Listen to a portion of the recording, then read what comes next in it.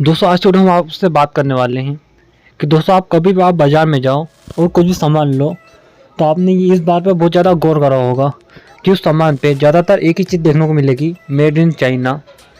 और दोस्तों इसके अलावा आपको मेड इन इंडिया लिखा हुआ बहुत कम देखने को मिलेगा, क्योंकि आधे से ज़्यादा सामान आप जो बाज़ार में देखोगे उसमें मेड इन चाइना ही देखने को मिलेगा।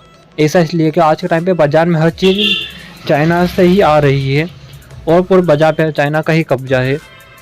और दोस्तों आज भारत में जो जितना सामान बिकता है उससे ज़्यादा तो वहाँ बाहर के मार्केट में चाइना का सामान बिकता है। पर दोस्तों ऐसा क्या कारण है कि चाइना का सामान भारत में ज़्यादा बिकता है। वही बात करें चाइना की, तो दोस्तों अगर आप चाइना के मार्केट में जाओगे तो चाइना के मार्केट में मेड इन इंडिया तो बहुत दूर की बात, आपको मेड इन चाइना के अलावा दूसरे देश के सामान बहुत ही कम देखने को मिलेंगे या फिर मिलेंगे ही नहीं। ऐसा इसलिए कि चाइना अपने देश का में जो बना सामान ही इस्तेमाल करता है। और दोस्तों यही कारण है कि चाइना में दूसरे देश के सामान बहुत ही कम देखने को मिलेंगे और आपको अगर मेड इन इंडिया का सामान चाइना में मिल गया तो ये तो बहुत बड़ी बात है।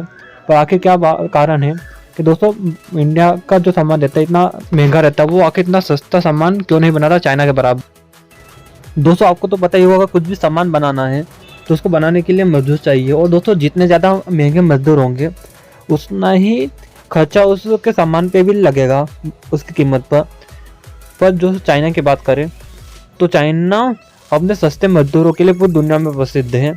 और दोस्तों चाइना में मजदूर बहुत ज़्यादा सस्ते में मिल जाते हैं। यही कारण है कि उनकी मजदूर की कीमत कम होने के कारण उस सामान पे भी ज़्यादा लोड नहीं पड़ता और वो सामान महंगा होने की जगह और सस्ता हो जाता है। यही कारण है कि चाइना में जो सामान बनता है उसकी कीमत बहुत ही ज़्यादा कम होती है।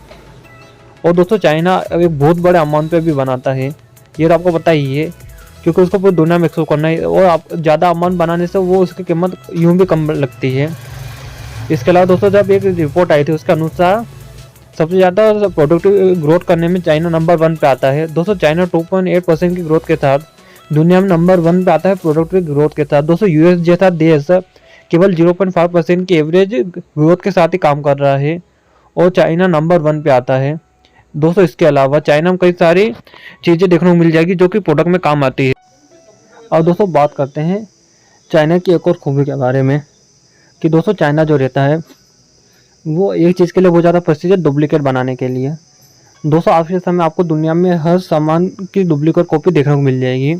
और दोस्तों ये चांद भी है कि उस सामान का जो डुप्लीकेट बना है उसमें 90% सामान चाइना का ही मौजूद होगा, क्योंकि दोस्तों चाइना को डुप्लीकेट बनाने के लिए भी जाना जाता है। दोस्तों चाइना अपने नकली प्रोडक्ट के लिए भी जाना जाता है, पर दोस्तों इसके लिए चाइना अपना नाम इस तरह ख़राब कर लिया है कि आज के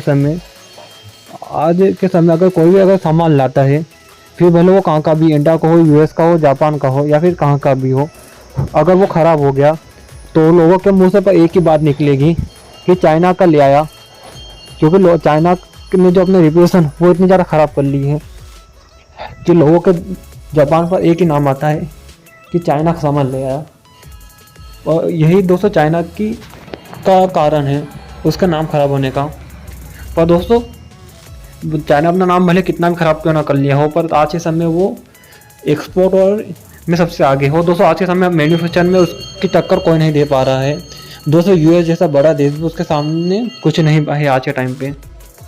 भले ही उसने दुनिया में रेपुटेशन और अपना ब्रांड खो दिया हो, फिर भी उसने आज जो मुकाम हासिल कर लिया है, आज तक वो मुकाम पूरी दुनिया में कोई हासिल नहीं कर पाया है। दोस्तों आपको क्या लगता है चाइना का मुकाम पे आपको क्या कहना है? दोस्तों चाइना की बात करें, दोस्तों चाइना आज के समय एग्रीकल्चर में दुनिया में नंबर 1 पे आता है, बिजनेस में नंबर 1 पे आता है। और दोस्तों इसके अलावा फैक्ट्री और इंडस्ट्री में भी उसका कोई तोड़ नहीं है।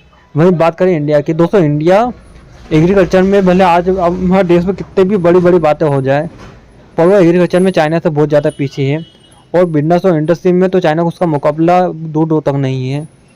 पर दोस्तों ये हमेशा से नहीं था, 50 आज से लगभग 60 साल पहले चाइना और इंडिया बराबरी पे थे। पर दोस्तों जिसके बाद चाइना ने समझ लिया कि अगर यहाँ पे बड़ी बड़ी फैक्ट्रियाँ और इंडस्ट्री आएगी उसके बाद ही चाइना आगे बढ़ेगा, जिसके बाद उन्होंने फैक्ट्री इंडस्ट्री लाई, जिसके बाद चाइना ने ग्रो करा।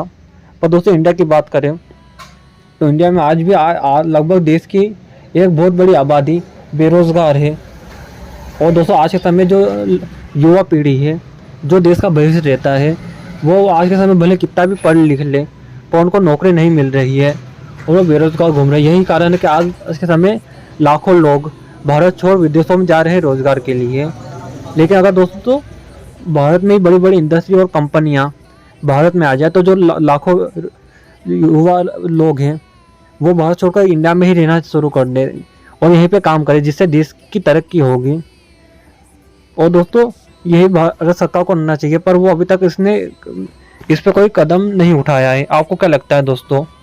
ये सब भारत में होना चाहिए जो चाइना हुआ था लगभग 50 साल पहले, तभी चाइना और भारत एक समान बराबर हो पाएंगे।